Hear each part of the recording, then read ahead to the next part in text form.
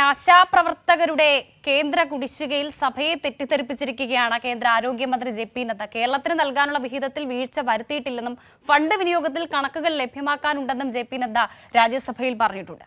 കേന്ദ്ര ആരോഗ്യമന്ത്രി രാജ്യസഭയിൽ കള്ളം പറഞ്ഞുവെന്നും അവകാശ ലംഘനത്തിന് നോട്ടീസ് നൽകുമെന്നും P Santhosh Kumar M P പറഞ്ഞു. സന്തോഷ് കുമാറാണ് ഇന്ന് ഈ വിഷയം പാർലമെന്റിന്റെ പരിഗണനയിലേക്ക് കൊണ്ടുവരുന്നത്. കഴിഞ്ഞ കുറച്ച് ദിവസങ്ങൾക്ക് മുമ്പാണ് കേരള നിയമസഭയിൽ ഈ വിഷയം വരുമ്പോൾ ആരോഗ്യമന്ത്രി വീണ ജോർജ് കണക്കുകൾ നിരത്തി കൃത്യമായി കേന്ദ്രം തന്നിട്ടുള്ളതും തരാനുള്ളതും ഒക്കെയും കണക്കുകൾ സഹിതം പറഞ്ഞത്. 2023 ഈ NHM ഫണ്ട് വിഹിതത്തിൽ 1 രൂപ പോലും കേന്ദ്രം നൽകിയിട്ടില്ല എന്നുള്ളതാണ് യാഥാർത്ഥ്യം. അത് കേരള നിയമസഭയിൽ ആരോഗ്യമന്ത്രി രേഖാമൂലം അറിയിച്ച കണക്കാണ്. പക്ഷെ അതിലാണിപ്പോൾ കേന്ദ്രം ഈ പാർലമെന്റിനകത്ത് പോലും ഈ കളവ് ആവർത്തിക്കുന്നത് എന്നുള്ളതാണ് ഏറ്റവും പ്രധാനം. എന്തായാലും റിപ്പോർട്ട് കാണാം.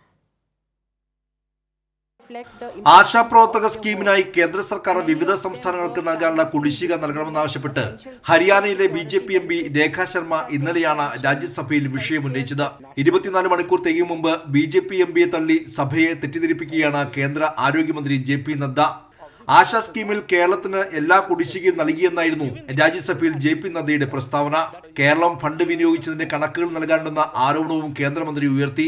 ആശാപ്രവർത്തകരുടെ കഠിനാധ്വാനത്തെ അഭിനന്ദിച്ച കേന്ദ്രമന്ത്രി വേതനം വർദ്ധിപ്പിക്കുന്ന കാര്യം പരിഗണനയിലാണെന്നും വ്യക്തമാക്കി. CPI MP പി സന്തോഷ് കുമാറിന്റെ ചോദ്യത്തിനായിരുന്നു കേന്ദ്രമന്ത്രിയുടെ മറുപടി. The government of India has given all its due. Please. No, not allowed. Please take your seats. The utilization certificate has not come. Our share has been given to Kerala for the Asha. കേരളത്തിന് 100 കോടിയിലധികം രൂപ കുടിശ്ശിക നൽകാനിരിക്കെ കേന്ദ്രമന്ത്രി രാജ്യസഭയെ തെറ്റിദ്ധരിപ്പിച്ചുവെന്ന് CPI MP P Santhosh Kumar പറഞ്ഞു. സഭയിൽ കള്ളം പറഞ്ഞ കേന്ദ്രമന്ത്രിക്കെതിരെ അവകാശ ലംഘനത്തിന് നോട്ടീസ് നൽകുമെന്നും അദ്ദേഹം അറിയിച്ചു.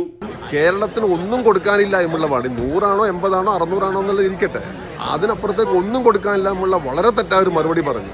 ആ മറുപടി സംബന്ധിച്ചിട്ട് ഞങ്ങൾ വളരെ ആ വിഷയം ഉയർത്തിപ്പിടിച്ച് സഭയെ തെറ്റിദ്ധരിപ്പിച്ചുള്ള നോട്ടീസ് കൊടുക്കാനാണ് നമ്മൾ ഉദ്ദേശിക്കുന്നത്. ആ ദൗത്യവുമായിട്ട് ഞങ്ങൾ മുന്നോട്ട് പോകും.